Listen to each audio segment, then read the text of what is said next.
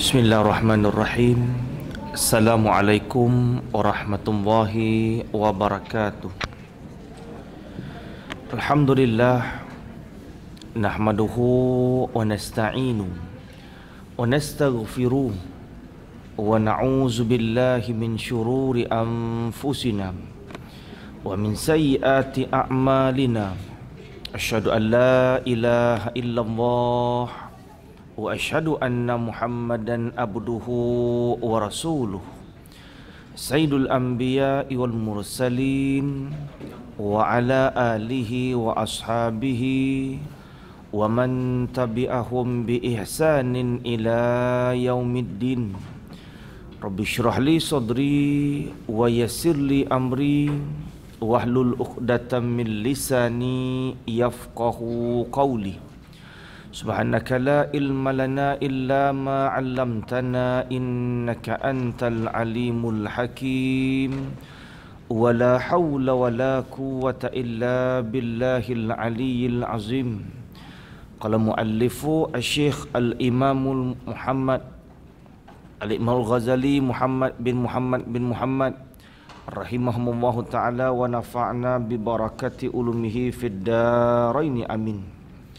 Muka surat 28 kan? Muka surat 28, perkara makruh ketika berwudu. Kata muallif rahimahullah ta'ala, ketika berwudu kita tidak digalakkan berlebih-lebihan dalam menggunakan air, seperti membasuh bahagian wuduk melebihi 3 kali. Kerana hal ini dianggap makruh, iaitu Allah tidak menyukainya. Rasulullah sallallahu alaihi wasallam sendiri apabila berwuduk, bagi dia melakukannya sebanyak 3 kali sahaja. Kemudian bagi dia bersabda, qala hakazal wudu faman zada ala haza faqad usa'a wa ta'adda wa zalama. Artinya baginda Rasulullah SAW bersabda, begini cara berwudu. Rasulullah menunjukkan cara berwudu. Maka sesiapa yang menambah lebih dari 3 kali, maka dia melakukan perkara buruk dan zolim. Hadis riwayat Abu Daud dan Nasa'i. Kan bila kita berwudu, jangan kita basuh lebih daripada 3 kali. Kan bagi orang was-was kan.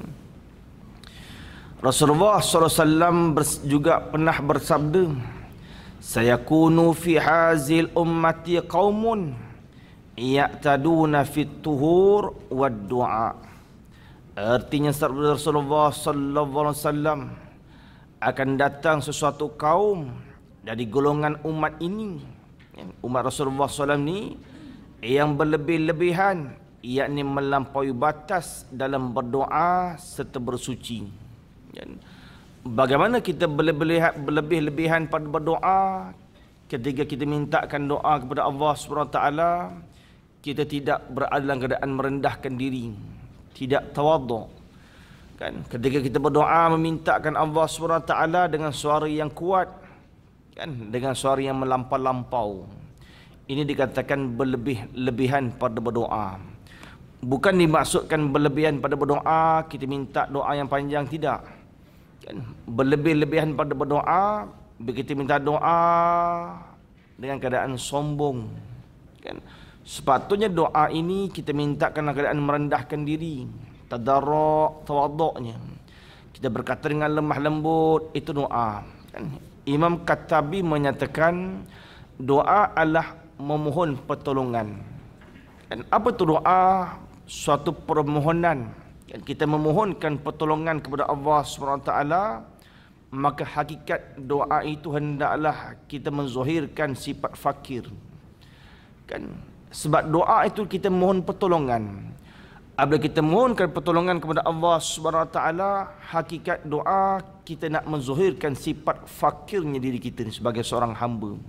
Bila kita berdoa nak menzahirkan sifat kehinaan, kita ni orang yang hina, kan, kita ni orang yang lekeh, kan, kita ni orang yang cukup banyak ada kelemahannya.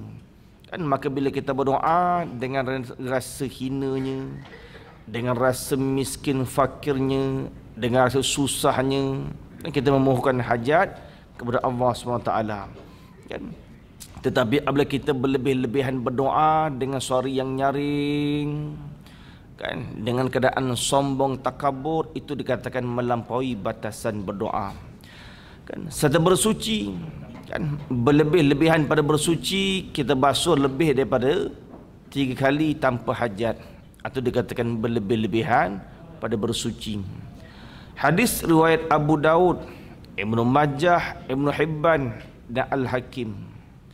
Antara para ulama ada yang berkata, salah satu tanda kekurangan ilmu seseorang dan hal agama ialah suka kepada air sewaktu bersuci. Salah satu tanda kurangnya ilmu pada agama, dia berlebihan pada bersuci. Cukup banyak dia menggunakan air pada bersuci.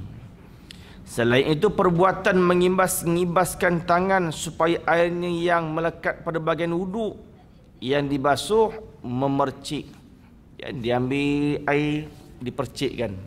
Kan diambil air pada tangan dipercikkan. Atau orang panggil tanda kurangnya agama. Kan tanda kurangnya ilmu pada agama. Memercikkan daripada air basuhan anggota wuduk. Atau kering adalah perbuatan makruh. Adalah perbuatan makruh. Perbuatan makruh tidak disukai oleh Allah. Kalau kita tinggalkan, diberikan pahala. Begitu juga dengan perbuatan menepuk-nepukkan air pada muka secara kasar dan kuat, itu dianggap perbuatan makruh.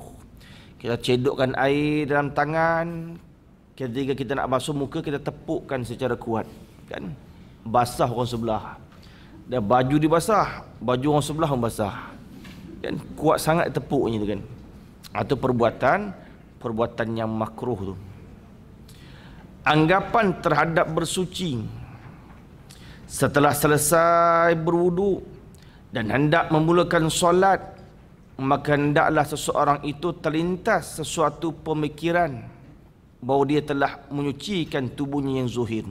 Habis kita berwudu, sebelum memulakan sembahyang, lintaslah di hati perbuatan bersuci ini telah sempurna, yakni pada anggota zuhir, iaitu bahagian apa anggota tubuh yang zuhir?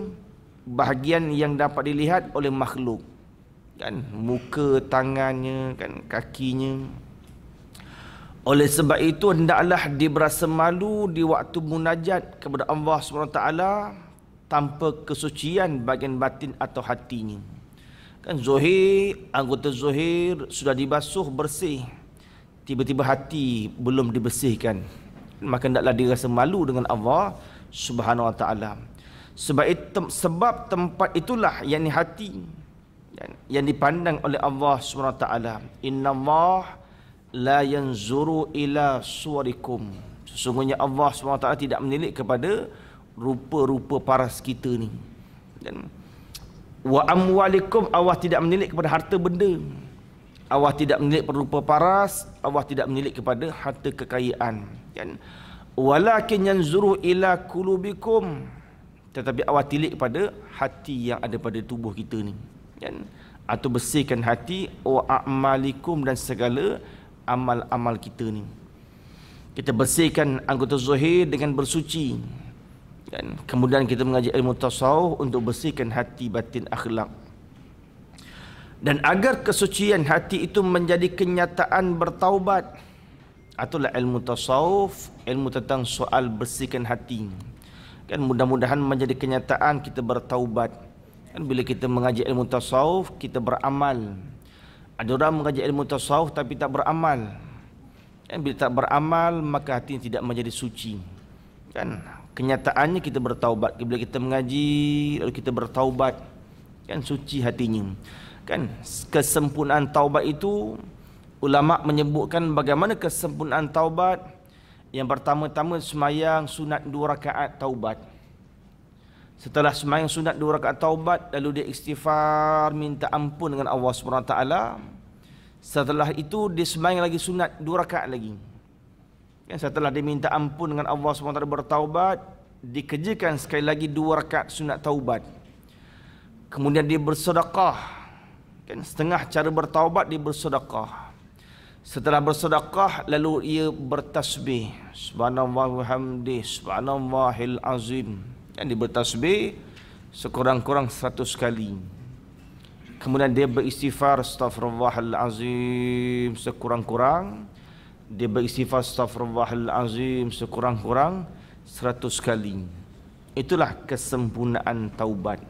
Kan walaupun rukun taubat itu 3, at-taubatun nadamah, kan, tetapi untuk menjadi sempurna kena 5 perkara. Kan kena ada 5 perkara. Permulaan 2 rakaat sunat taubat, habis 2 rakaat sunat taubat, lalu dia minta ampun dengan Allah. Dia berdoa dengan Allah SWT. Kemudian dikerjakan lagi 2 rakaat sunat taubat. Kemudian dia bersedekah. Dan sedekah ini dapat menghapuskan dosa. Kan sedekah ini dapat menggugurkan dosa. Setelah bersedekah, dia bertasbih. Dan setelah bertasbih, lalu ia beristighfar. Atau orang panggil kesempurnaan taubat. Mudah-mudahan mengaji ilmu tasawuf untuk menyucikan hati menjadi kenyataan untuk dia bertaubat. Menghindarkan dirinya daripada akhlak-akhlak yang tercela, kan sifat mazmumah, kan dijauhkan daripada sifat mazmumah. Setelah hilang daripada sifat yang tercela, lalu dan menghiasi dirinya seseorang dengan akhlak-akhlak yang terpuji. Orang panggil kaedah takhliyah wa tahliyah. Kan sama dengan kaedah Ahlussunnah wal Jamaah dalam membahaskan sifat Allah SWT. Demikian dalam membahaskan menyucikan hati, ulama menggunakan kaedah takhliyah wa tahliyah. Kan tidak akan boleh masuk sifat yang mahmudah melainkan kita hilangkan dulu sifat mazmumah. Demikian kita mengaji akidah Ahlussunnah wal Jamaah.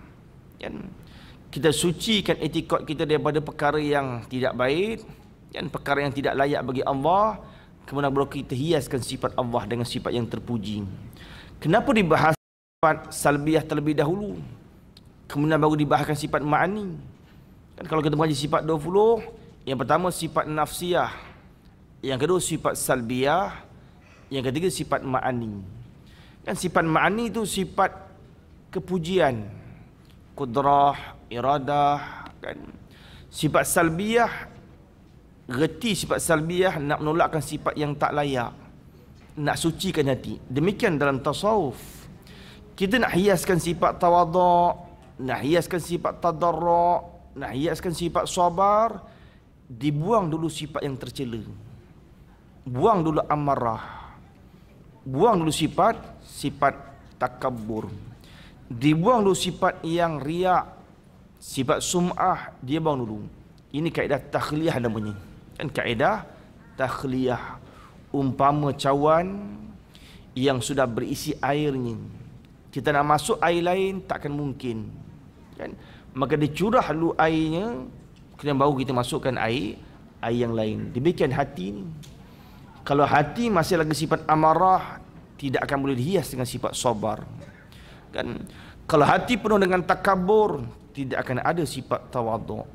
Buang dulu.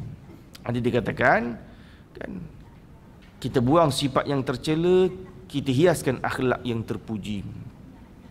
Hendaklah dia menyedari bahawa kesucian batin, yakni hati itu lebih utama untuk dilaksanakan berbanding kesucian zuhir. Kan? Kalau dibandingkan dua, zuhir dan batin, utamakan yang batin. Kan? Hal ini ibarat seseorang yang mengharapkan kedatangan raja di rumahnya, tetapi bahagian dalam rumahnya itu dibiarkan penuh dengan pelbagai kotoran. Kita nak jemput orang besar datang ke rumah, kita nak panggil sultan datang ke masjid kita, kita nak panggilkan raja datang orang panggil ziarah masjid kita, rumah kita. Tiba-tiba kita tak hiaskan rumah dia dibiarkan bersarang habuk, kan, penuh dengan sampah. Begitulah kita nak masukkan sifat marifah dalam hati, Kita nak tarikkan nur cahaya iman, makrifah dalam hati, tiba-tiba kita biarkan sifat mazmumah, takabur, sifat sum'ah. Tak akan mungkin makrifah boleh masuk dalam hati. Demikianlah ibarat dibuat Imam Al-Ghazali kan. Dan yang lebih diutamakannya ialah kebersihan bahagian luarnya sahaja. Dengan mengecat luar rumah sehingga kelihatan cantik dan bersih, yang hanya kelihatan dari hadapan sahaja. Demikianlah kan. Kalau kita nak fikir zuhir dan batin, ramai orang pentingkan zuhir daripada batin kan. Kita kena datang, nak keluar daripada rumah, digosoknya baju kan, sebab nak kelihatan cantik di luar kan. Sebelum keluar rumah, nak pergi majlis, di make upnya terlebih dahulu, dipilih warna yang sesuai, dipilih pakai kasut yang sesuai, zuhir di luar dinampak cantik kan. Tetapi kenapa tidak dihiaskan hati dengan lebih cantik kan. Kita nak ambilkan makrifah, nak letakkan cahaya nur dalam hati, tiba-tiba hati belum bersih, sifat yang tercela. Itulah ibarat Imam Al-Ghazali. Jelas sekali bahawa orang yang sedemikian pasti akan memperolehi kemurkaan dan kebinasaan. Takkan boleh masuk iman makrifah begitu kan. Cara-cara mandi kan, ini orang panggil nak mengingatkan kita cara mandi. Mula-mula hendaklah membasuh kedua tangannya sebanyak 3 kali, yakni pergelangan tangan kan, sebagaimana sebelum berwudu. Demikianlah sebelum kita mandi kan, suatu sunnah kita basuhkan 2 pergelangan tangan terlebih dahulu kan. Kemudian beristinja, yakni bersuci. Kot-kot kalau ada najis keluar daripada kubur dubur, kita istinja, bersihkan dulu kan. Ketika tidur kita tidak sedar kan, maka kita setelah basuh pergelangan tangan 3 kali, kita istinja, sucikan, bersihkan daripada kubur dan juga dubur, dan menghilangkan najis dan menghilangkan segala najis yang ada di badan. Itu pun jika ada kot-kot ada najis yang ada di badan kan, kalau ada darah ke kan, ada bekas-bekasan najis ke. Selanjutnya ia berwuduk seperti dia berwuduk untuk solat. Setelah yang pertama basuh 2 pergelangan tangan, yang kedua dia istinja, suci daripada kubur dan dubur, yang ketiga berwuduk. Seperti mana ia berwuduk untuk nak sembahyang, begitulah dia berwuduk sebelum mandi. Selanjutnya ia berwuduk seperti dia berwuduk untuk solat, sebagaimana yang diuraikan di atas, selain membasuh kedua kaki. Ketika berwuduk kan, rukun wuduk itu 6 kan, rukun wuduk itu ada 6 kan.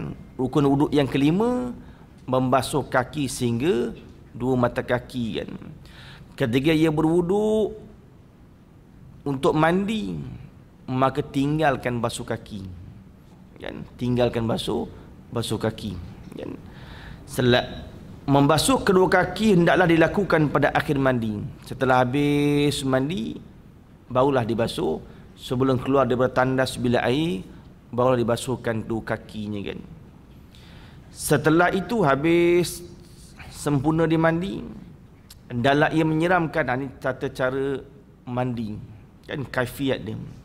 Setelah itu hendaklah ia menyiramkan air di atas kepalanya kan, 2 pergelangan tangan kan. Dia istinja yang kedua, yang ketiga dia berwuduk kecuali basuh kaki, kemudian baru dia siramkan kepalanya kan, baru dia siramkan kepalanya.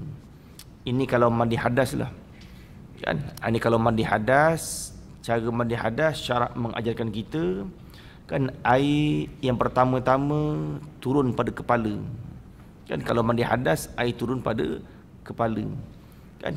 Memanglah orang panggil dalam kitab tib kan, untuk kita kekalkan wajah rupa yang muda, kita mandi daripada bawah ke atas kan. Itu dalam kitab-kitab kesihatan, kita nak kekalkan rupa paras yang muda, kita mandi dari bawah ke atas. Tetapi dalam syarak kan, kita mandi hadas di atas ke bawah, hikmah dia apa? Bila atas ke bawah, air akan turun. Bila kita letakkan air dari atas, air akan turun ke bawah. Bila air mengalir turun ke bawah kan, maka dia akan mengangkatkan hadas tubuh tu. Dan hadas yang ada pada tubuh, maka diterangkat hukumnya atau hikmah daripada atas ke bawah. Orang sihat mandi dari bawah ke atas, orang sakit mandi dari atas ke bawah. Kan kita tilitlah diri kita. Kita ni orang sakit ke orang sihat. Kalau kita rasa sakit, kita mandi dari atas ke bawah. Kalau kita rasa sihat, aku ni tak ada penyakit apa pun, elok sihat je, tak ada apa. Kan ketika kita mandi seperti biasa, kan bukan mandi hadas, kita mandi sebelum subuh, kan mandi tengah hari, mandi sebelum maghrib, boleh kita mandi daripada bawah naik ke atas. Tapi kalau rasa dirinya sakit, memanjang je sakit kepala, lagi sakit dada pula, kan malanglah sakit pula lututnya, mandi dari atas, mandi dari atas ke bawah. Kan orang sakit mandi dari atas, mandi dari atas ke bawah, kan nescaya dia akan turun. Kan mudah-mudahan penyakit tu akan turun mengalir daripada atas ke ujung jari kaki, kan. Setelah itu hendaklah ia seseorang menyiramkan air di atas kepalanya, kemudian di atas tubuhnya di bahagian sebelah kanan. Dan di atas tubuh di bahagian sebelah kanan. Cuma ulama fuqaha mereka membahaskan, kalau kita ni berhadas besar, kita berjunub hadas besar, kita siramkan air di kepala, air itu mengalir turun ke kaki, adakah hadas di kaki sudah terangkat? Tidak memadu. Kan? Pasal jarak antara anggota kepala dengan kaki itu jauh, maka hadas kaki belum terangkat. Dan sebab tu disiramkan daripada atas kepala, kemudian turun kepada bahu sebelah kanan. Daripada atas disiram, kemudian turun ke bawah. Kan ulama mengatakan, ulama fuqaha mengatakan, yang terangkat anggota hadas kalau tubuh itu berdekatan. Siram kepala, anggota kepala terangkat hadas, badan pun terangkat. Kaki tak terangkat sebab jauh jaraknya. Kan maka tak memada. Kalau kita sekali siram tak memada. Kita sekali gayung, sekali cedok, siram atas ke bawah dan meratai seluruh tubuh. Adakah memada? Belum memadai. Kan? Dia kena siram ke bawah sebelah balik bawah pula, kan. Sebab jarak anggota kaki dengan kepala itu jauh, kata fuqaha, kan. Setelah dijuruskan sebahagian atas kepala, kemudian sebelah bahagian, kan, sebelah bahagian kanan, kan. Kemudian di atas tubuhnya di bahagian sebelah kanan, seterusnya bahagian sebelah kiri, kan. Dahulukan yang kanan, perkara sunat, kan. Apabila selesai, selanjutnya ia seseorang menggosok bahagian badannya yang hadapan dan di bahagian belakang rambut kepala, serta janggut pula hendaklah dicelah-celati dengan jari-jarinya. Ni bagi orang laki-laki lah, kan. Orang perempuan tak ada janggut. Orang laki-laki dia celah-celatinya, kan, sehingga air dapat sampai ke pangkal tempat tumbuhnya rambut tadi. Sampai kulit lah, kan, sampai kulit. Ini bab mandi bukan wuduk. Kalau bab wuduk tebal, tidak wajib menyampaikan air pada kulit, kan, orang laki-laki. Ini bab mandi. Apabila bab mandi, wajib meratai sampai kulit, kan. Dia selat-selati lah, kan. Kena selat-selati kalau ada janggut, kan. Kalau tak ada janggut, tak apalah. Baik untuk rambut yang lebat ataupun jarang. Rambut-rambut, diselat-selatinya rambut, kan. Seseorang wanita tidaklah diperlukan menghuraikan sanggulnya. Orang perempuan kalau rambut panjang, kan, ibu-ibu kalau rambut panjang kadang diikat rambut, disanggulnya. Tak wajib dihuraikan sanggul, kecuali kalau diyakini air itu tidak mungkin dapat sampai di celah-celah rambutnya. Kalau dia tak buka, air sampai, tak wajib buka, kan. Kalau dia tak buka, air tak sampai, hukumnya wajib dihuraikan sanggul, kan. Golek-golek perempuan bila mandi dia buka lah sanggulnya, kan. Kalau tak nak buka, bila sampai air tak buka, itu tak mengapa, kan. Perlu juga diperhatikan lipatan-lipatan yang terdapat bertubuh, kan. Cuma orang bangsa Afrika rambut dia lain macam lah, kan. Dia punya gulung tu lain macam, kan. Apa passion orang panggil rambut Bob Marley punya, kan. Bob Marley punya rambut itu kalau tak dihuraikan, tak sampai air, itu wajib kena huraikan lah. wajib dihuraikan kan. Rambut dia bulat macam etiket kan. Kemudian dikeras-keras, tengoklah sampai temu tidak.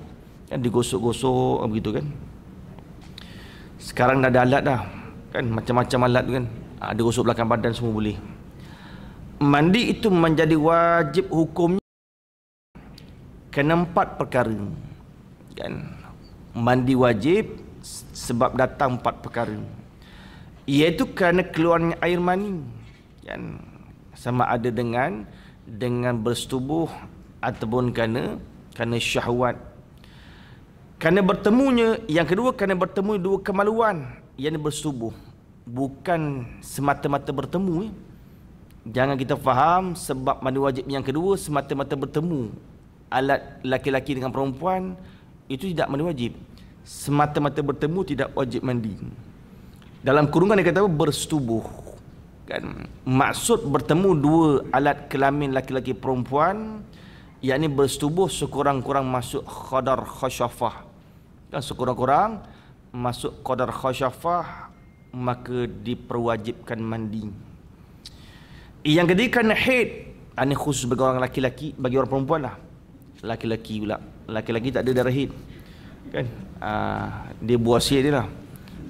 Jadi berdarah pula. Itu bukan haid namanya. Itu buasir namanya kan. Yang keempat kerana nifas. Kan? Setelah anak keluar, kemudian baru keluar darah, orang ini nifas. Darah yang keluar sekali dengan anak itu darah haid. Kan bila melahirkan, seorang perempuan melahirkan anak, tiba-tiba keluar darah sekali. Dekat anak tu keluar darah sekali. Itu namanya darah haid. Setelah semua anak keluar, baru keluar darah. Situ titik permulaan kita kira hari yang pertama. Kan sampai 60 hari. Kan maksimum 60 hari, golek-golek 40 hari kan. Itu namanya darah nifas namanya. 4 perkara. Selain 4 perkara ini, maka mandi itu hukumnya sunat saja. Selain 4 perkara, sunat kita mandi. Misalnya mana sunat mandi? Seperti mandi untuk 2 hari raya. Kan sebelum kita mengerjakan solat sunat hari raya, kita mandi terlebih dahulu. Hukumnya sunat kan. Mandi pada hari Jumaat kan. Sebelum kita nak keluar ke masjid, kita mandi terlebih dahulu, hukumnya sunat. Mandi untuk memakai ihram, sebelum kita pakaikan kain ihram. Ghalib orang mandi dalam rumah, kat rumah lah kan. Kapal terbang tak boleh nak mandi. Ada orang pakai ihram dalam kapal terbang. Tapi tak sesuai lah mandi dalam kapal terbang kan. Kita mandi di rumah kan, sebelum pakaian ihram. Mandi untuk wukuf di Arafah, sebelum keluar nak berwukuf di Arafah, mandi terlebih dahulu. Mandi ketika hendak masuk kota Makkah kan.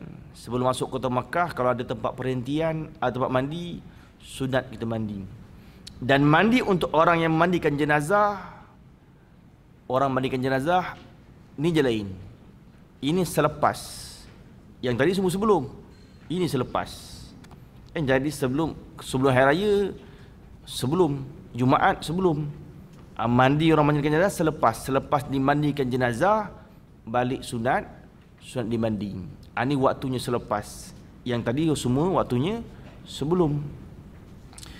Habis orang panggil kesempurnaan mandi kan. Kemudian cara-cara bertayamum kan, rukun mandi 2 je kan, tak payah kan. Ada ulama mengatakan 3, ada ulama mengatakan 2. Niat meratakan air ke seluruh badan, rukun mandi.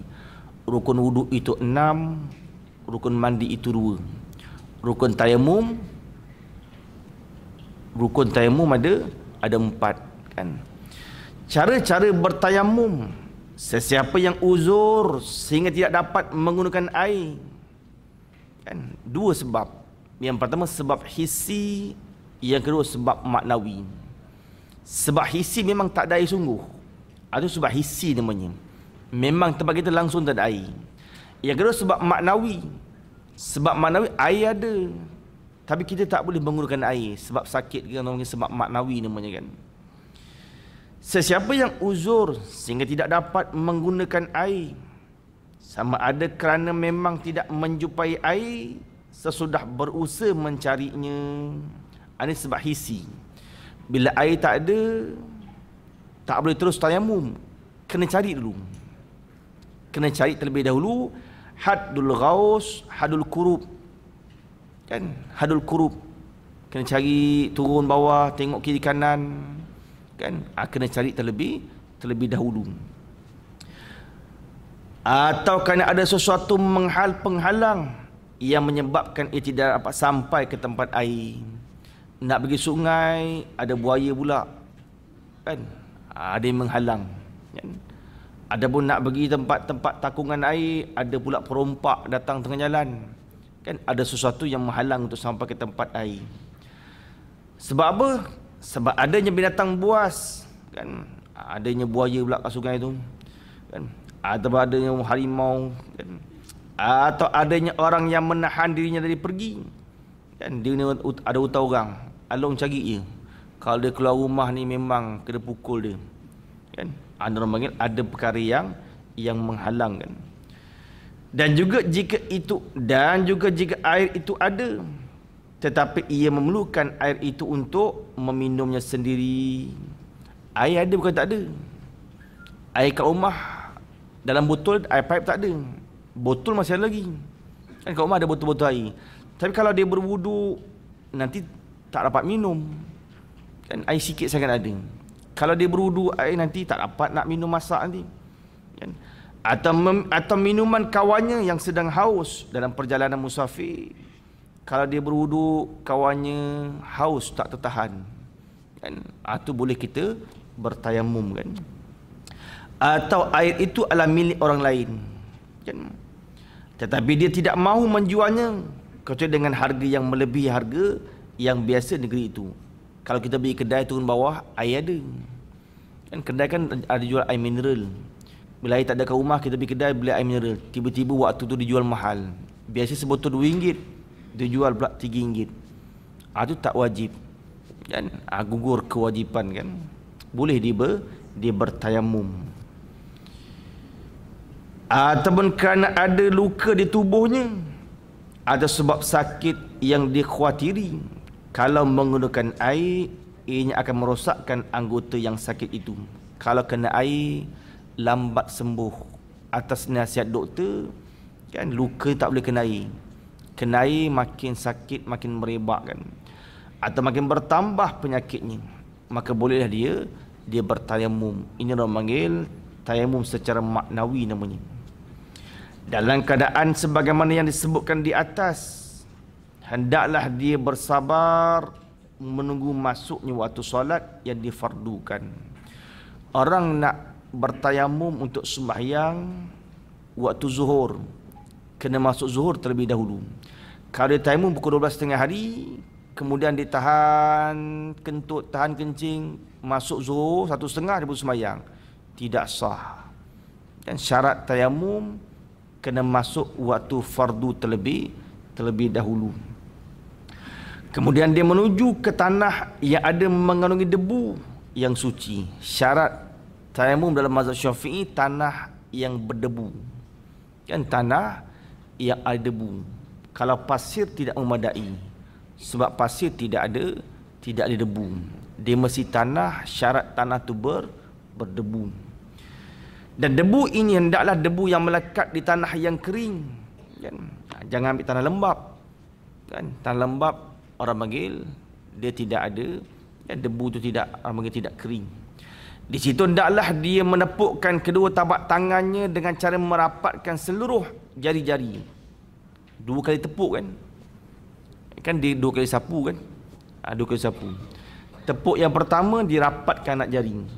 Kan tepuk yang pertama dirapatkan anak jari. Kemudian mengusapkan debu yang melekat di tapak tangannya itu di seluruh mukanya sekali saja. Disapu mukanya kan sekali je. Kan sapukan seluruh, diratakan sekali.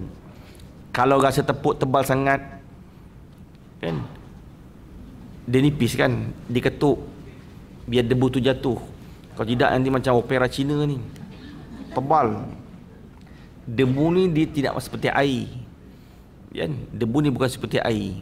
Bila kita tepuk, rasa melekat tebal sangat, nipis kan. Kan kita nipiskan kan. Debu itu tidak perlu sampai ke tempat yang terserindung di bawah rambut, sama ada rambut yang jarang ataupun yang tebal. Debu ni kita sapu muka dengan tangan je, kan tidak seperti wuduk. Wuduk kan kita sapu kepala kan, tak payah sapu debu ke atas kepala kan. Setelah itu hendaklah ia membuka cincinnya kalau ada cincin, dan menepukkan tapak tangannya sekali lagi. Kali kedua tepuk tangan, kali ini jari-jarinya hendaklah direnggangkan. Kali pertama rapatkan jari, sapu muka.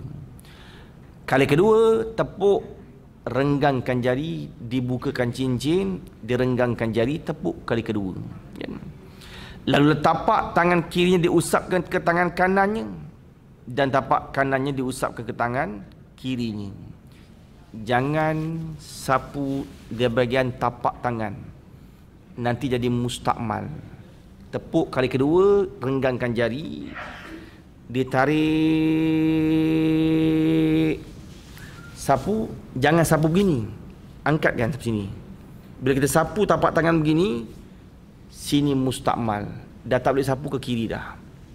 Dah tak boleh sapu ke kiri kan? Kita tarik sampai sini je kan? Jangan sampai tapak tangan, nanti mustakmal.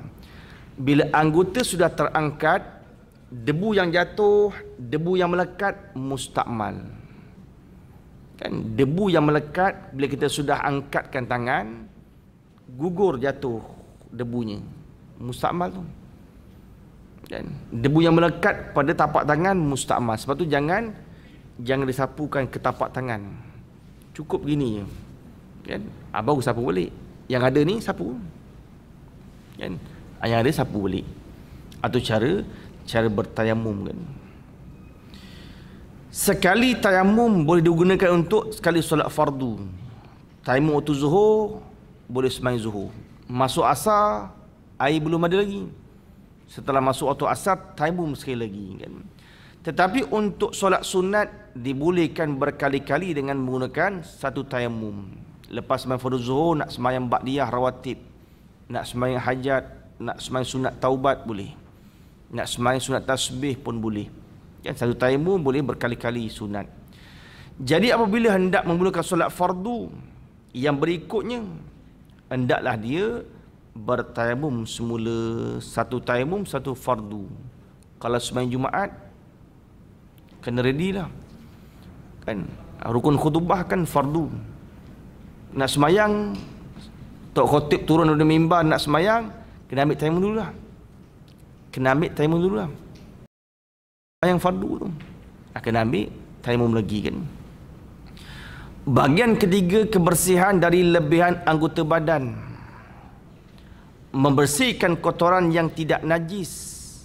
Kebersihan dalam hal ini ada dua jenis, iaitu dua jenis apa? Pertama, kotoran-kotoran atau benda basah yang melekat.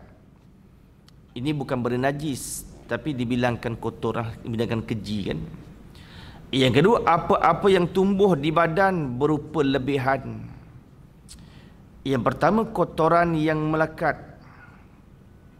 Berhubung kotoran atau benda basah yang melekat ini, pertama, apa-apa yang terkumpul pada rambut di atas kepala, sama ada kotoran kutu rambut atau lain-lainnya kan? Kalau tak menjaga kebersihan, kadang-kadang datang kutu kat rambut kan? Tu benda bukan najis, pasal dia tak mati. Bangkai lain lah, kutu kan hidup.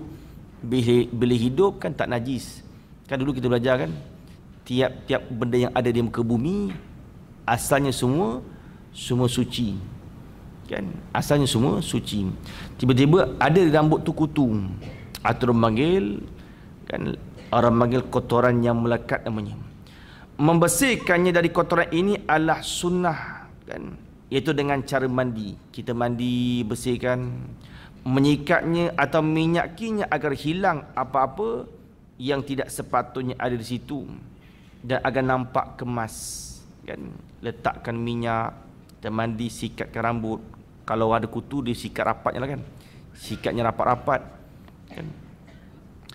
Rasulullah SAW sendiri meminyaki dan menyikat rambutnya, dan baginda memerintahkan kepada umatnya agar melakukan perkara yang sedemikian, Nabi cukup gemar letakkan minyak pada rambut. Bagaimana cara Rasulullah SAW letakkan minyak dalam banyak-banyak produk? Nabi, kita nak ikut sunnah Nabi, Nabi pakai minyak apa kat rambut? Minyak zaitun. Nak pakai minyak kelapa boleh, tapi nak ikut sunnah minyak zaitun, kerana pohon zaitun ada keberkatan. Pohon zaitun ada keberkatan. Sekarang macam-macam krim, kan, macam-macam krim boleh je, tak ada masalah kan. Tapi kalau kita nak ikut sunnah, ambil minyak zaitun. Bagaimana caranya? Ambil minyak zaitun, tuang tapak tangan. Cara Rasulullah buat macam mana? Ambil minyak zaitun, letak tapak tangan. Letak tapak tangan, maka Nabi akan ambil minyak zaitun, akan colit minyak zaitun dengan jari telunjuk. Nabi akan colit minyak zaitun dengan jari telunjuk kanan. Yang pertama-tama Nabi akan letak di kening. Kita jarang letak minyak pada kening. Pelik sikit kan? Pasal jarang kita buat. Biasa kita letak di rambut. Caranya bagaimana? Nabi colit sedikit, letakkan di kening kanan. Yang kedua di kening kiri.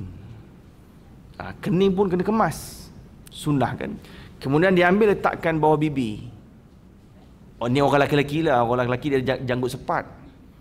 Orang perempuan dia tak ada janggut sepat, letak bawah bibir kan. Ni orang panggil kan istilah janggut sepat, panggil bawah bibir kan, janggut sepat kan. Kemudian yang keempat, kelopak mata.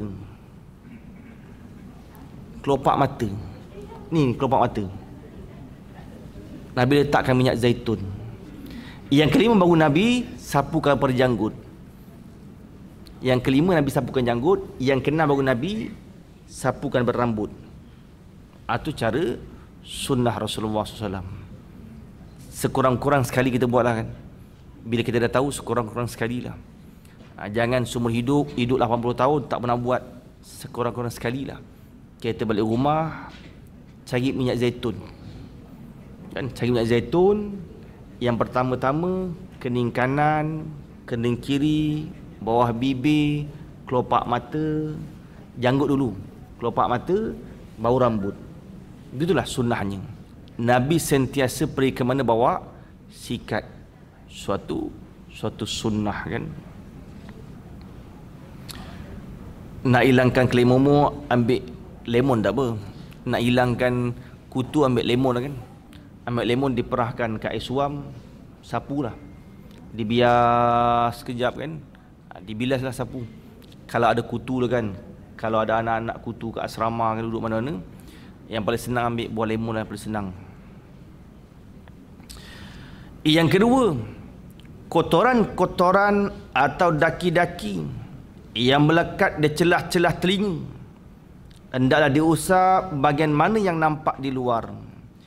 Demikian juga hendaklah dibersihkan benda-benda yang terkumpul dalam lubang kedua telinga. Ini sebaiknya dibersihkan perlahan-lahan sewaktu keluar dari tempat mandi. Kan? Setelah kita mandi, kan, sambil-sambil nak melangkah keluar tempat mandi, dibersihkan secara perlahan-lahan, luar dan dalam telinga ni kan. Berwuduk bersih dah. Ketika wuduk kan kita bersih dah telinga kan. Tetapi ini sunnah mandi, sunat mandi. Ketika keluar, kita sapukan telinga kan. Ketiga, kotoran-kotoran yang terkumpul di dalam lubang dalam hidung. Ini sebaiknya dibuang dengan cara menyedut air ke dalam hidung, istinsyak namanya kan, istinsyak. Kemudian menghembuskan keluar semula. Orang paling hebat disedut air ke hidung, dia keluar mulut. Istinsyak namanya. Sedut air ke hidung. Sedut air ke hidung. Bila sedut air ke hidung, menangis sikit lah. Kalau tak biasa yang menangis pasal pedih kan. Bila sedut sampai khusyum je, terasa pedihnya kan, dia terasa pedihnya. Tapi kalau orang yang ada resdung, baguslah. Kalau hidungnya gatal, resdung banyak, amalkan sedut air masuk ke hidung, istinsyak namanya. Sedut, dibuang kan. Apa dia? Tak dengar.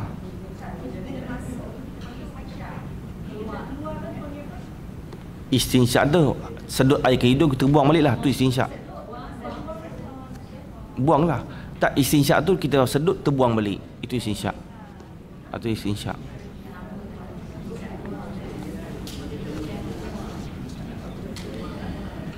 Keempat, kotoran-kotoran yang berkumpul di celah-celah gigi dan di hujung lidah, dan di hujung lidah.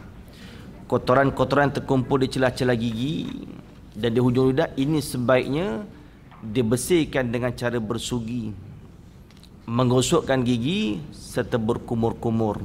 Dan kita gosokkan gigi serta berkumur-kumur nak hilangkan celah-celah makanan. Rasulullah SAW ketika ia makan, kalaulah ada sisa baki makanan celah gigi, maka dua caranya. Yang pertama, lebih aula dibuang, jangan telan.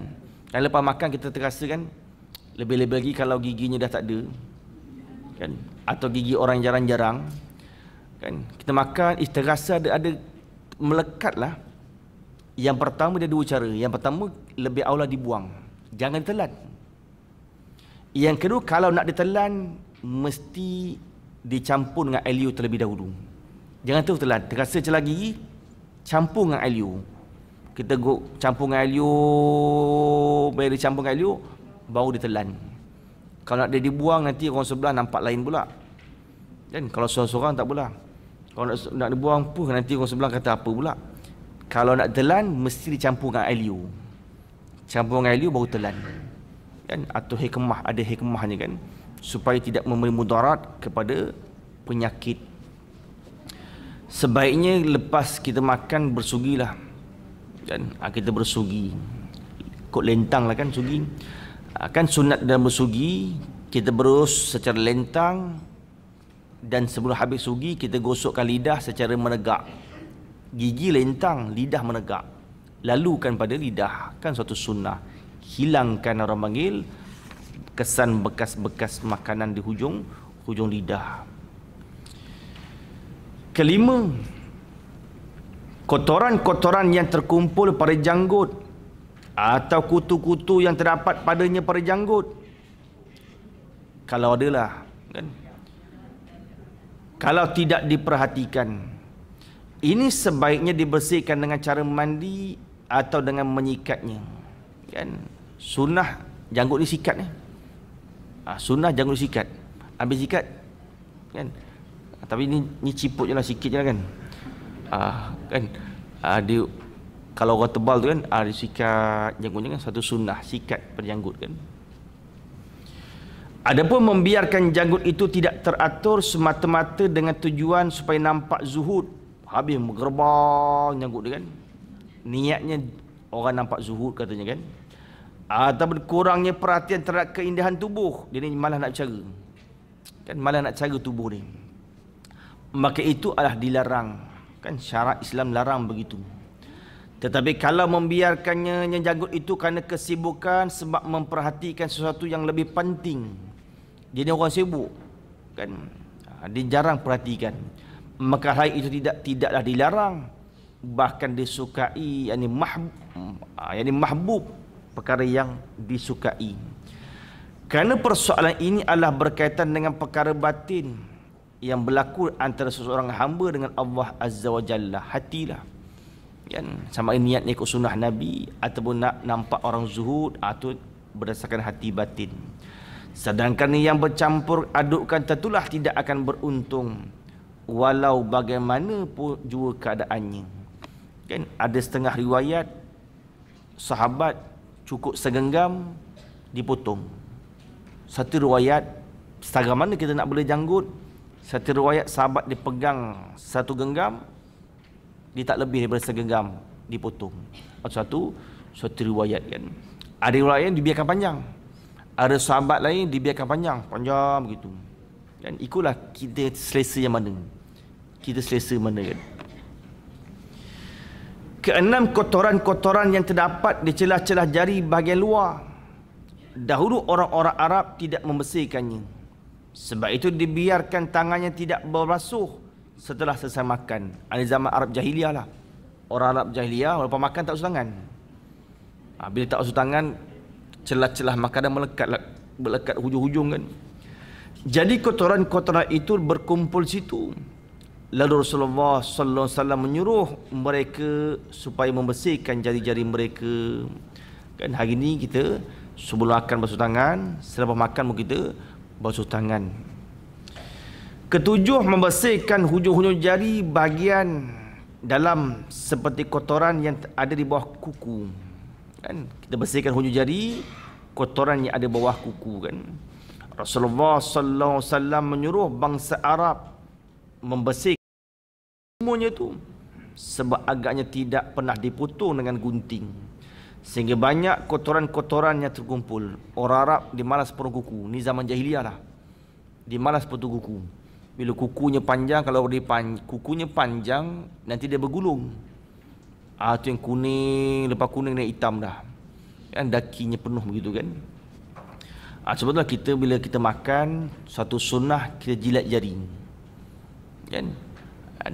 Dalam sunnah jilat jari, Rasulullah jilat hujung. Rasulullah bila dia makan dimakan dengan jari, dia jilat di hujung jari saja. Kan jilat di hujung jari. Itu sunnah. Kan? Tapi kita orang Melayu, kita makan bukan gandum roti, kita makan nasi. Tu kita jilat satu jari tu. Sedap sangat kan. Kita pun jilat satu jari kan. Ada kalau ikut asal sunnah, dia jilat di hujung saja. Asal sunnah Nabi jilat di hujung jari saja. Kan? Hujung jari saja. Ke-8, kotoran-kotoran atau daki-daki yang melekat di seluruh tubuh. Sama ada yang melekat dari keringat ni peluh lah. Bila peluh banyak-banyak, dia pun dibiarkan lama-lama berkerak lah kan, hitam begitu. Atau dari debu-debu yang ada di jalan. Ini dapat dibersihkan dengan cara mandi. Kerapkan mandi. Kita balik daripada kuliah, terus mandi. Kan takut-takut debu melekat, takut-takut berpeluh melekat, kita mandi. Dapat menghilangkan daripada debu-debu dan juga keringat peluh. Kan? Itu orang panggil zaman sekarang COVID-19 tu lebih-lebih lagi. Kan? Itu lebih aula. Balik terus mandi. Itu lebih-lebih lagi kan. Adab-adab di tempat mandi. Masuk serta mandi tempat mandi itu tidak menjadi kesalahan, iaitu tidak berdosa. Kita nak mandi kat laut, tempat umum kan. Sekali nak berkelah mandi kat sungai, tempat umum. Hukumnya apa? Tak berdosa. Dan tak berdosa, harus je. Para sahabat Rasulullah sallallahu alaihi wasallam juga suka masuk di tempat mandi umum di daerah Syam, Palestin. Sahabat pun pernah mandi secara umum ramai-ramai. Bahkan di antara mereka ada yang berkata, sebaik-baik rumah adalah tempat permandian. Kenapa dia kata begitu? Di situ tubuh dibersihkan dan mengingatkan manusia. Sebaik-baik tempat mandi. Sungai lah, laut ke, atau kolam ke, kan itu sebaik-baik tempat kan. Ini diriwayatkan daripada Abu Darda dan Abu Ayyub Al-Ansari radhiyallahu anhuma. Tetapi di antara mereka para sahabat ada juga yang mengatakan seburuk-buruk rumah adalah tempat mandi. Pasal apa? Sebab di situ tempat mandi aurat terbuka dan hilang rasa malu. Ada mengatakan sebaik-baik tempat, ada mengatakan seburuk-buruk tempat. Lain iktibar, lain tilik, lain sebab. Lain tilik, lain sebab. Kalau tilik sebab nak bersih, sebaik-baik tempat. Kalau tilik, kan, kalau orang mandi terbuka aurat, kan, hilang sifat malu, atau tilik demikian, seburuk-buruk tempat kan. Jadi inilah yang merupakan keburukannya. Dan yang pertama tadi adalah merupakan faedahnya, ada baik buruknya. Oleh sebab itu, tidak ada halangan sekiranya kita dapat mengambil manfaat darinya, di samping mesti berhati-hati dari keburukannya. Manfaat bersih, buruk nampak aurat. Bagi seseorang yang memasuki permandian umum, ada beberapa kewajipan yang mesti dijaga. Sama ada perkara yang sunat atau perkara yang wajib. Dia mempunyai dua kewajipan. Kan dia mempunyai dua kewajipan berkaitan dengan menjaga auratnya. Yang pertama, kewajipan pertama menjaga auratnya sendiri. Itu kewajipan pertama. Kan kita jaga aurat kita sendiri. Dan lagi dua kewajipan berkaitan dengan menjaga aurat orang lain. Yang kedua, jaga aurat orang lain. Macam nak jaga orang lain? Jangan pandang. Kan? Nak jaga aurat orang lain, jangan kita pandang. Jaga aurat sendiri, tutup bahagian tubuh. Kan? Dua kewajipan yang berkaitan dengan auratnya sendiri ialah supaya dia menjaga dirinya, kan? Supaya dia menjaga dari pandangan orang lain dan menghalang orang lain dari menyentuh atau memegangnya. Kan? Itu nisbah orang panggil, kan? Jadi janganlah dilalaikan, dan sewaktu membersihkan kotoran-kotoran itu hendaklah dilakukan dengan tangannya sendiri. Jangan, kalau boleh tak payah minta orang tolong gosokkanlah. Kan? Tolong gosokkan belakang badan jap. Kalau boleh gosok sendirilah. Kan? Kalau boleh gosok sendiri, kan. Jika ia menyuruh orang lain untuk menggosok badannya, maka janganlah sampai ia membenarkan mereka menyentuh peha atau anggota-anggota di antara pusat dan kemaluan, tempat yang kena jaga, kan. Adapun kewajipan yang berkaitan dengan aurat orang lain ialah supaya dia menutup matanya agar tidak melihat aurat orang lain, serta melarang orang lain membuka aurat mereka. Sebab melarang perkara yang sedemikian ini adalah wajib. Ia wajib mengingatkan perkara itu dan tidak boleh sama sekali membiarkan begitu saja. Kan? Kalau ibu-ibu ayah-ayah biasa pergi Indonesia, di pesantren Indonesia sudah menjadi adat santri-santri mandi telanjang bulat. Bukan semua tempat lah, kan, tapi kebanyakan begitu. Perempuan saya tak tahulah, saya tak pernah masuk. Pasal saya pergi pesantren laki-laki, kan, golek pesantren laki-laki ni, budak santri budak pondok lah, kan, golek memang mereka bila mandi memang bulat. Tu orang panggil sudah menjadi adat, kan, kat sana lah, kan, dia jadi adat begitu, kan. Tu kalau boleh kita jagalah, tutupnya aurat begitu, kan. Tentang perkara-perkara sunat yang dilakukan di tempat permandian, antaranya berniat bahawa dia masuk ke tempat permandian itu bukanlah untuk perkara keduniaan. Kita pergi berkelah kat laut, berkelah kat sungai, jagakan niat, peliharakan niat, bukan semata-mata untuk dunia bersuka-suka, tidak. Ataupun sekadar untuk main-main memenuhi hawa nafsunya, jangan niat begitu, kan. Kalau niat begitu, maka tidak ada rukhsah untuk kita solat qasar jamak. Bagaimana? Saya nak pergi pantai Desaru, Johor Bahru. Bagaimana saya nak pergi Pulau Tioman? Kan? Niat semata-mata untuk dunia, tidak ada rukhsah jamak qasar, tidak ada. Dia kena baiki niat. Kena baiki niat, kan. Tetapi hendaklah dia berniat untuk membersihkan tubuh yang disunat, kan. Berniat apa? Bersihkan tubuh yang disunatkan dalam ajaran Islam. Menghiasi diri untuk mengerjakan ibadat solat. Dia pergi berkelah, niat apa? Nak bersihkan diri, dan nak bersihkan tubuh supaya nak baikikan solat, ataupun nak tengokkan alam supaya kita lebih dekat dengan Allah. Baru dalam perjalanan kita ada rukhsah, dibenarkan kita rukhsah jamak qasar, kan, baru boleh. Semata-mata kita pergi camping, nak bersuka-suka, maka tidak diiktibarkan pada syarak untuk kita solat jamak qasar. Rugilah, kan. Beza pada niat. Kita ubahkan niat, maka ada rukhsah untuk kita jamak qasar, kan. Selain itu, hendaklah dia mendahulukan kaki kirinya suatu hendak memasukinya. Turun kereta, nak turun ke sungai tu, turun kereta, tak payah pula kereta kita kalau orang driver sebelah kanan, kan. Macam mana rupa nak turun sebelah kiri pula, kan. Kita masuk tempat tu, kan, masuk kaki kiri lah kan. Masuk kaki kalau kita mampu kan. Mendahulukan kaki kiri sewaktu hendak masuki tempat tersebut. Janganlah ia tergesa-gesa memasuki tempat permandian yang panas. Mandi wap orang panggil. Kan ada kolam yang panas kan kat Lumpur ni kan. Sehingga ia berpeluh di tempat yang pertama. Hendaklah jangan terlampau banyak menyiramkan air, tetapi cukuplah menurut sekadar keperluannya saja. Sebab memang itulah yang diizinkan menurut keadaan. Hari ni kalau mandi sungai, mandi laut berjam-jam, ada terlalu lebih tu. Kan? Ada sekadar kan? Sekadar menyiramkan air, sekadar sudah bersih cukuplah. Kan? So cukup.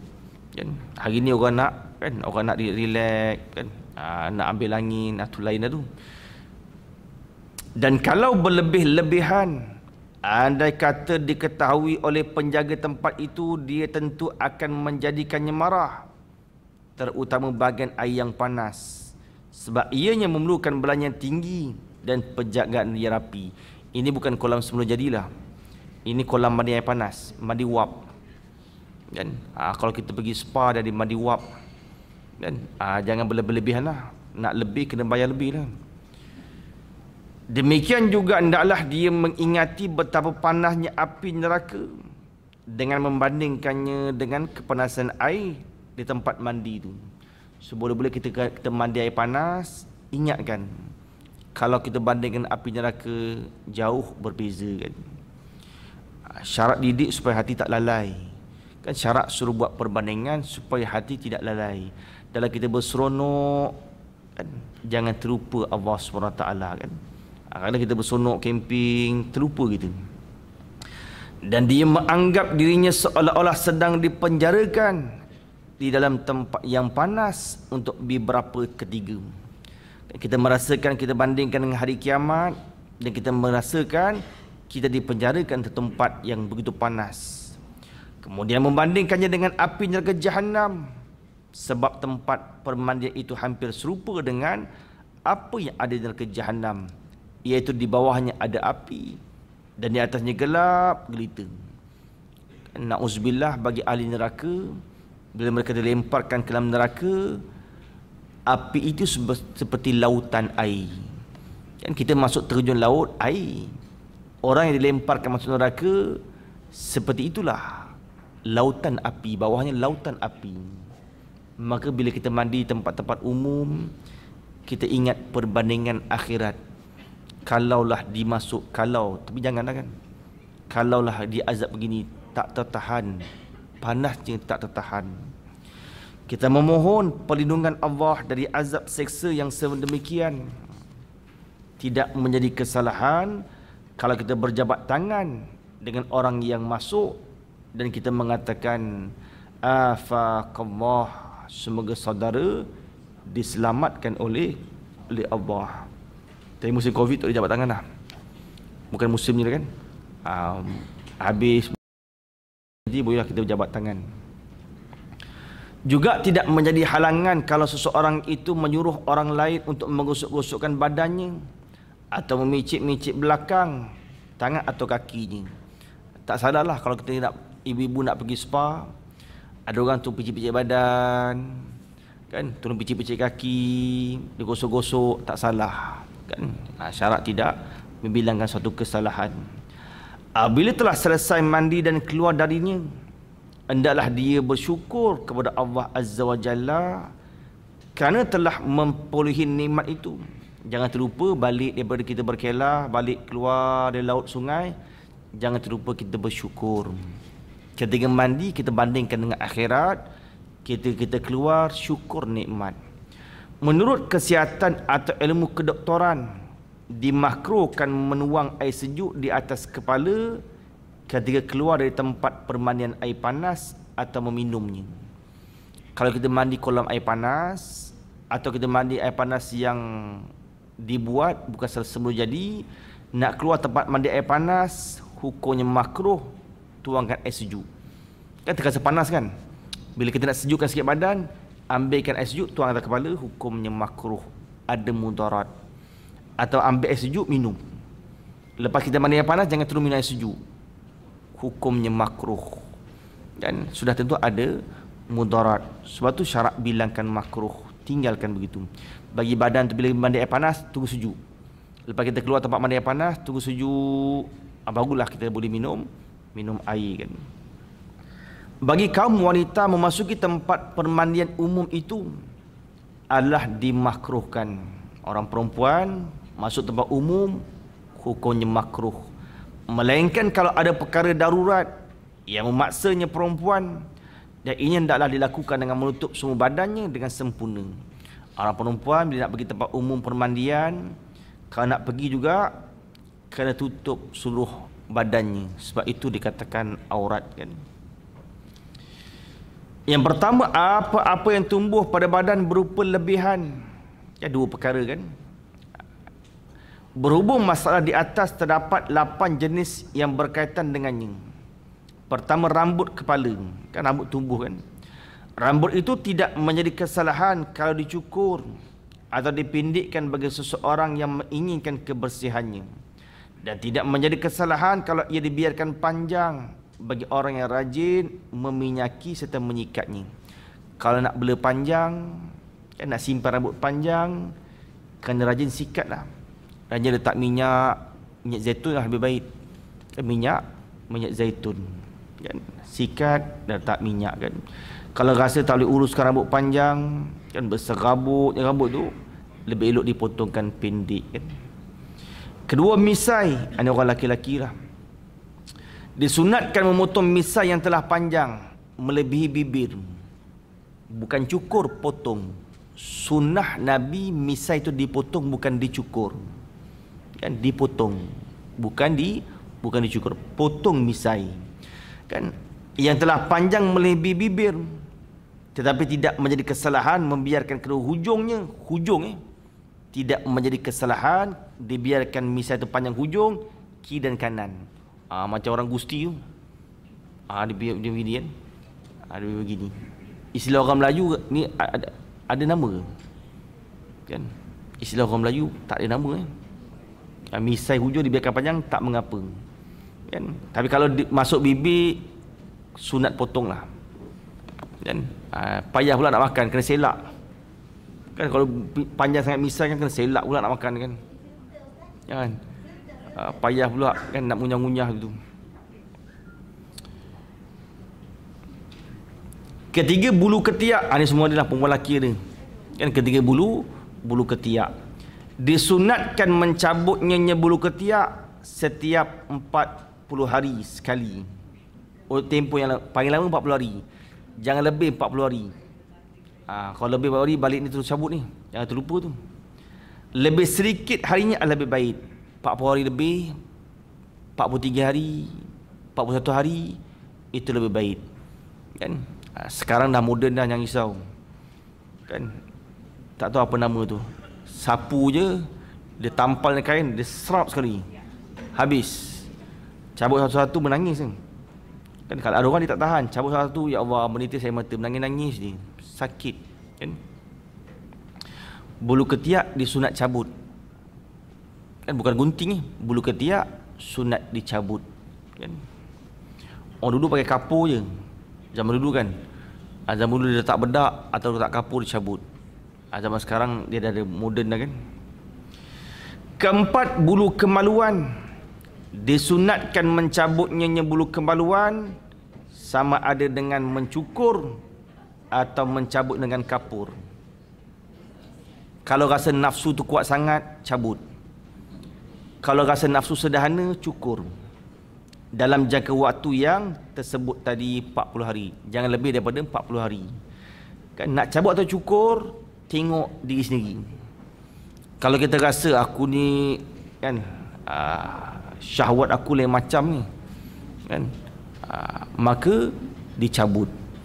Kalau syahwatnya sederhana, normal sederhana, boleh dicukur. Nak cukur atau cabut, tengok syahwat masing-masing, itu berbeza kan. Tapi kalau cabut ni jarang lah kan. Orang laki-laki biasa cukur lah kan. Menangis dari cabut tu. Kelimanya, kuku.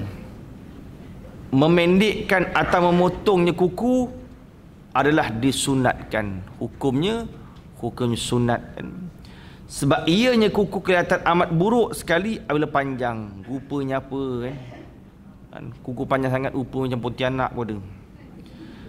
Tambahan pula dengan banyaknya kotoran-kotoran terkumpul situ. Makan kari, makan asam pedas, warna merah, kuning, makan masak kicap hitam pula kukunya, macam-macam. Makan masak kuning pula. Atau macam-macam kan. Atau dibersihkan kukunya kan. Tetapi dalam tertib memotong kuku itu tidak ada keterangan yang sahih dari Nabi sallallahu alaihi wasallam. Itu ijtihad daripada alim ulama. Ijtihad daripada Imam Al-Ghazali, mulakan dengan jari telunjuk sebelah kanan, jari hantu, jari manis, jari kelingking. Itu ijtihad para imam. Kan? Bukan warid daripada baginda Rasulullah sallallahu alaihi wasallam kan. Keenam dan ketujuh, lebihan daging pusat dan hujung kemaluan laki-laki. Tentang pusat itu maka bolehlah dipotong sewaktu baru lahir. Ada orang pusatnya tenggelam, ada orang pusatnya terjujur, timbul, kan lain-lain kan. Ada orang pusatnya terkeluar, ada ke depan. Ada orang pusatnya tenggelam, atau sama kan? Ketika lahir dipotongkan tali pusat kan. Ketika Rasulullah SAW lahir di alam yang lain, alam batin, disambut oleh malaikat Jibril alaihissalam kan.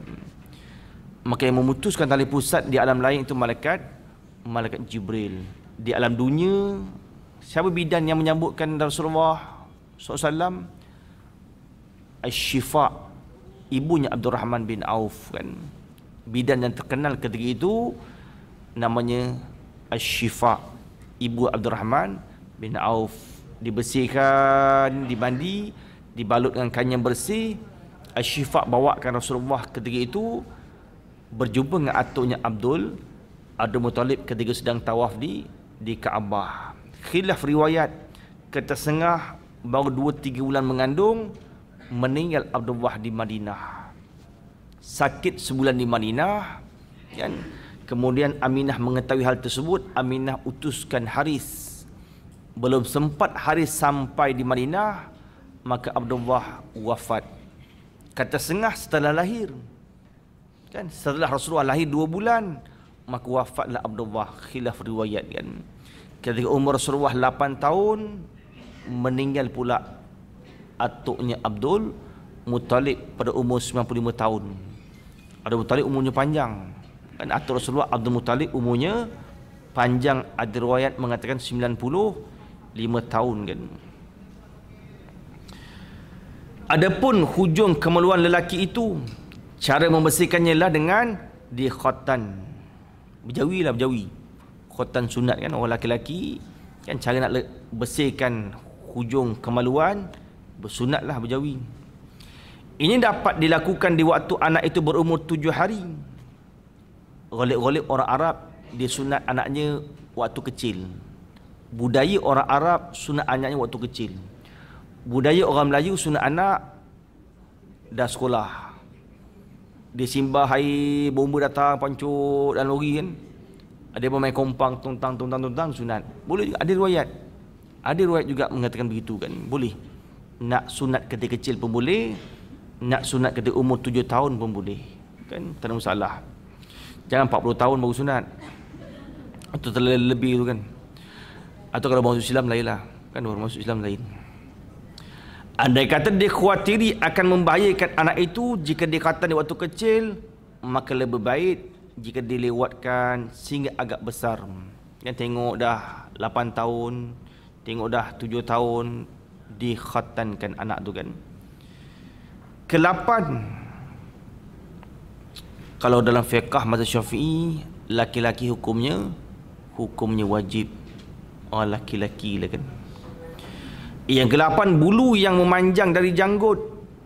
Diriwayatkan dari sebahagian para sahabat dan tabi'in bahawa mereka memotong mana-mana bahagian yang lebih daripada apa yang dapat digenggam oleh tangannya. Sebagian sahabat, sebagian tabi'in, dia genggam janggut lebih ni semua dipotong. Itu cara sahabat dan tabi'in. Sebagian lain Daripada sahabat tabi'in mengatakan bahawa membiarkannya janggut hingga panjang adalah lebih disenangi. Tengok gitulah. Kita rasa panjang lebih kita suka, boleh dipanjangkan. Kalau kita rasa panjang, tak boleh nak jaga ni, panjang-panjang macam ni. Kan? Maka kita cekakkan segenggam, lebihnya dipotong. Persoalannya adalah bergantung kepada akibatnya. Iaitu jika dengan dibiarkan tidak berlebih-lebihan panjangnya sehingga membentuk wajah muka yang buruk atau tidak menyebabkan orang lain mengumpatnya, kan? Atau tidak menyebabkan orang lain mengumpatnya dan memburuk-buruknya, maka dalam hal ini tidaklah menjadi kesalahan kalau dibiarkan panjang. Jangan sampai buruklah. Kalau dia bila panjang, jangan sampai rupanya berubah menjadi buruk. Kan? Maka kalau rupa berubah menjadi buruk, orang pun mengata, orang pun menyebut, maka dipotongkan. Asalkan dia dapat menjaga niat baiknya. Tentang janggut ini ada 10 perkara yang dimakruhkan, yang sebahagiannya melebihi dari yang lainnya. Perkara-perkara itu ialah mewarnakannya dengan warna hitam, atau orang panggil makruh, kata setengah haram. Janggut dia dah warna putih, diinai warna hitam. Kalau nak inai perang boleh. Orang lelaki kalau janggut ni putih, nak inai warna perang boleh. Kan? Tak boleh warna hitam. Atau memutihkannya dengan kapur. Zaman dululah kena kapur je. Kan? Putih guna kapur je. Mencabutnya, kan? Ini hukumnya makruh lah. Atau memutihkannya dengan kapur, waktu makruh. Mencabutnya atau makruh, dia cabutnya. Makruh kita cabut kan, orang lelaki cabutkan janggut. Atau mencabut mana-mana yang sudah beruban. Tengok ada beruban, dia pun cabut, hukumnya makruh. Mengurangi atau menambah, kan? Cukup sekadar ada lah. Tak payah nak produk-produk, produk-produk dia tambah-tambahnya, dia tak minyak-minyak ni supaya nak tambah lebat, tak payah kan. Atau menyisirnya dengan fashion, dia buat fashion lah. Janggut ni dibuat fashion, dua pula dibuat ikat tocang, atau makruh lah, kan? Nak ikat rambut atas kepala dah banyak berlopong, dia pun nak ikat tocang kat janggut, hukumnya makruh kan. Atau terlalu menjolok mata. Macam mana ni? Janggut ni dibuat fashion terlalu menjolok mata. Orang tengok pun, lain macam tu kan. Passion kan. Atau kerana hendak menunjuk-nunjuk, sengaja dia kan, tunjukkan begitu. Atau membiarkannya janggut tidak terurus kerana hendak menunjukkan sifat zuhud, atau semua kan, dilarang. Atau menghitamkannya janggut agar ia nampak seperti orang muda, umur dah 90 tahun kan, tapi tak boleh terima hakikat dia nak hitamkan janggut ni kan, atau hukumnya dilarang kan. Atau memutihkannya janggut dengan tujuan takabur, nak agar lebih kelihatan tua. Dia ni orang muda tapi nak nampak tawaduk, dia pun putihkan janggut ni kan, atau hukum dilarang. Demikian juga mewarnanya janggut dengan warna merah tanpa niat baik kan, passion kan. Kontak lens dah warna merah, janggut pun warna merah kan, kasut pun warna merah kan, beg semua warna merah, atau orang panggil kan, dilarang oleh syarak tanpa niat baik. Kalau kita perangkan dengan niat yang baik, atau boleh kan. Dan semata-mata ingin menyamai atau menyerupai orang-orang yang soleh. Tengok orang soleh diinaikan janggut, dia pun nak tiru kan, itu tak ada masalah kan, kalau di niat lain atau dilarang. Adapun mewarnai janggut dengan warna hitam, terdapat hadis yang melarang perbuatan sedemikian. Sebab perkara yang sedemikian ini akan menyebabkan penipuan atau kekeliruan. Tentang memutihkannya janggut dengan pemutih, maka perkara itu adalah kelakuan yang tergesa-gesa untuk menampakkan usia yang tua, atau dikiranya akan dapat mendatangkan ketenangan, ingin segera melenyapkan kemudahannya, serta menunjukkan seolah-olah mempunyai ilmu pengetahuan yang banyak. Dia orang muda tapi dia takabur, nak tengok dia banyak ilmu kan, dia pun putihkan janggut dia kan. Orang ini beranggapan bahawa dengan berlalunya usia yang banyak akan dapat memberikan kelebihan kepada mereka. Pendapat mereka itu adalah salah. Sebab bagi orang yang bodoh, pertambahan usianya itu tidaklah akan memberikan tambahan ilmu kepadanya selain kebodohan. Ilmu pengetahuan adalah hasil dari akal fikiran. Ini merupakan bakat yang digunakan Tuhan, dan usia yang tua tidaklah memberi apa-apa pengaruh. Cuma disebutkan dalam kitab, bila menjangkau usia 40 tahun, rezeki itu akan bertambah. Kan, bila orang sudah menjangkau usia 40 tahun, maka rezeki itu akan bertambah. Maka semakin lama waktu yang dilalui itu akan makin mengukuhkan kekurangannya saja. Dahulu orang-orang tua mendahulukan serta menghormati orang-orang muda kerana ilmu pengetahuan yang dimilikinya. Umar bin Al-Khattab radhiyallahu anhu mendahulukan Ibnu Abbas radhiyallahu anhu dan menghormatinya. Padahal dia, yakni Ibnu Abbas, masih muda jika dibandingkan dengan sahabat-sahabat tu yang lain. Umar menghormati Ibnu Abbas, sedangkan Umar lebih tua daripada Ibnu Abbas. Umar radhiyallahu anhu selalu bertanya persoalan agama kepadanya Ibnu Abbas. Ibnu Abbas radhiyallahu anhu sendiri pernah mengatakan, Allah Azza wa Jalla tidak melebihkan ilmu pengetahuan kepada seseorang hambanya melainkan di waktu muda. Kalau awak nak tambahkan ilmu, itu Allah tambahkan di waktu muda. Dan kebaikannya itu semua terdapat di waktu usia masih muda. Dia kemudian membacakan firman Allah Azza wa Jalla, qalu sami'na fatan yazkuruhum yuqalu lahu Ibrahim. Maksudnya apa? Sesetengah daripada mereka berkata, kami ada mendengar seorang anak muda bernama Ibrahim mencacinya dalam surah Al-Anbiya ayat yang ke-60. Kita tangguh dulu kan. Apa dia? Nabi kan? Kemudian dibacakan pula firman Allah SWT, innahum fityatun amanu bi rabbihim wa zidnahum huda. Maksudnya firman Allah, sesungguhnya mereka itu adalah orang-orang muda yang beriman kepada Tuhan, dan kami tambahi mereka dengan hidayah petunjuk. Orang muda Allah tambahkan hidayah, orang muda Allah tambahkan ilmu. Sebab tu nak mengaji kalau boleh ketika muda, sebolehnya lah kan. Seboleh-boleh kita pesan pada anak cucu ketika nak mengaji waktu muda, kerana waktu itu Allah akan tambahkan ilmu. Kalau dah tua ni maklumlah, masuk hari ni minggu depan lupa kan, masuk hari ni bulan depan lagi lupa. Begitulah, golek-golek begitulah kan, golek-golek kan.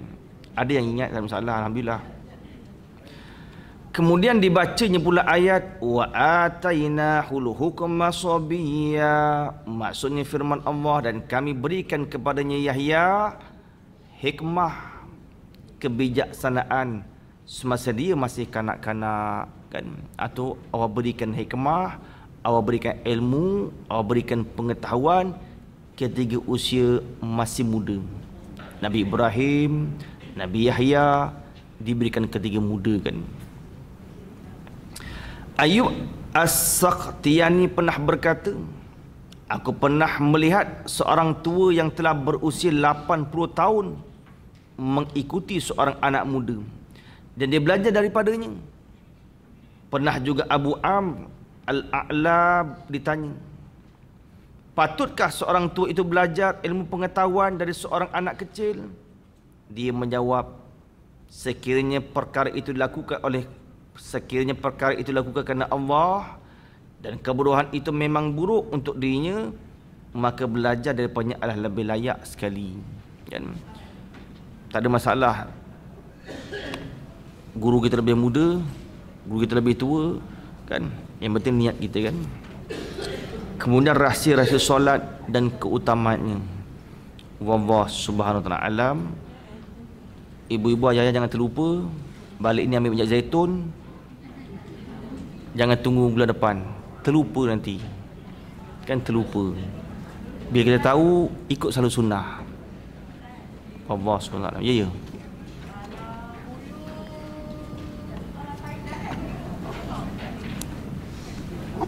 Memberi mudarat ke? Memberi mudarat ke? Ada mudarat ataupun tidak. Kalau memudarat lain. Kalau tidak memudarat kan lebih baik tidak. Lebih baik tidak. Wallahu a'lam. Bismillahirrahmanirrahim. Allahumma faqqihnahu fid din wa 'allimna ta'wila. Allahumma aftah bi hikmatika futuhal 'arifin wanshurna bi rahmatika ya arhamar rahimin. Wa sallallahu ala Muhammad wa ala alihi wasallam walhamdulillahi rabbil alamin.